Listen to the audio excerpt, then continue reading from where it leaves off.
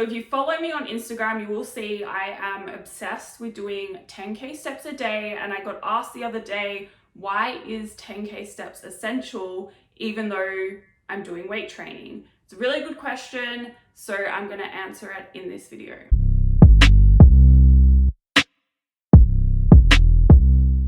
Hello, welcome back to my channel. My name is Jodie and I help you change your beliefs so you can change your body, your health, and your life. It's really funny because my last name is Walker and I am obsessed with walking. I think it is one of the most underrated tools, not only for fat loss, but also your health overall. I kind of feel like I was born to promote walking, which is something I do pretty much every day on my Instagram stories. I always do a 10K steps a day post.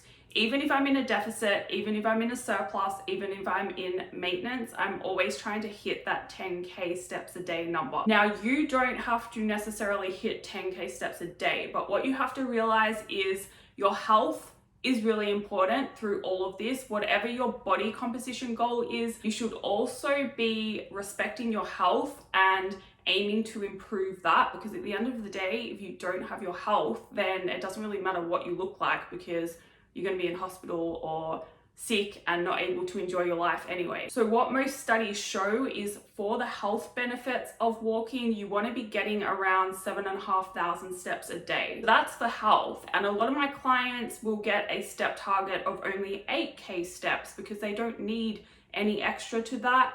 I aim for 10K steps because I like walking. It makes me feel good and it helps keep my non-exercise activity thermogenesis high, which means ultimately I need more calories, whatever my goal is. So my deficit calories are going to be higher, or my surplus calories are going to be higher, and my maintenance calories overall are going to be higher because I am quite active in my day-to-day life. And having that 10K step target is kind of just like a benchmark of how much activity I want to do, knowing also that getting outside, going for a walk helps me feel better, not just physically, but also mentally. So even if I'm really busy and like just say stressed with work, getting outside, having a break, moving my body always makes me feel better, and then I end up being more productive because of it. So when it comes to fat loss, non-exercise activity thermogenesis is really underlooked because that is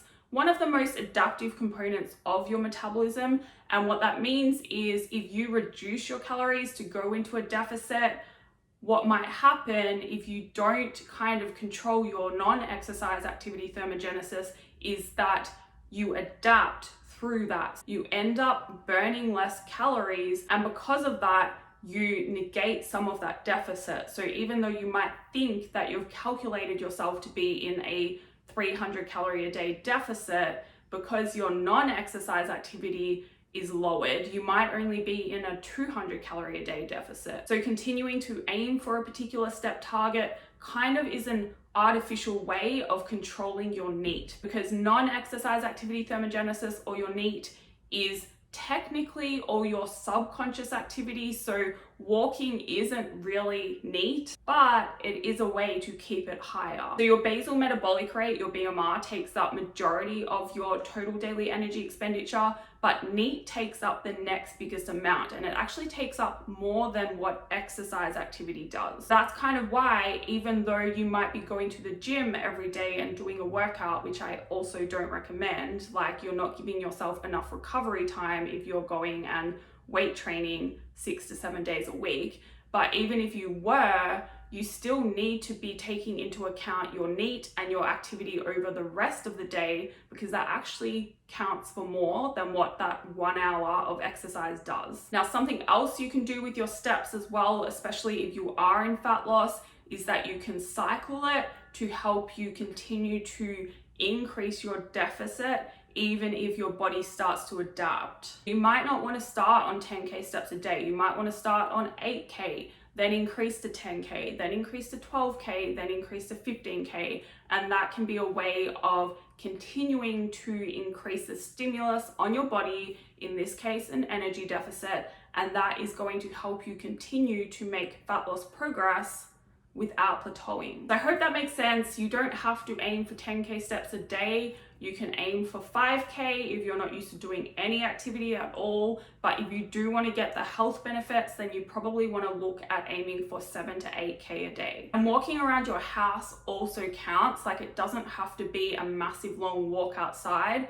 although for the mental benefits, for the benefits of getting like fresh air into your body, I do recommend that as well. Now, one last benefit of walking I forgot to mention as well is that it is not a stress on the body. It is low impact, anyone can do it, and it doesn't interfere with muscle gain either. So that is why I actually prefer walking to strict cardio for most people, especially if you're in a deficit and especially if you're already dealing with a lot of other stress in your life. That is all for this video. Thank you for watching. If you would like to see more, please hit subscribe. If you have any questions you want me to address in a video, please let me know, because I am always open to ideas. And I think that is all. So I will see you in the next video.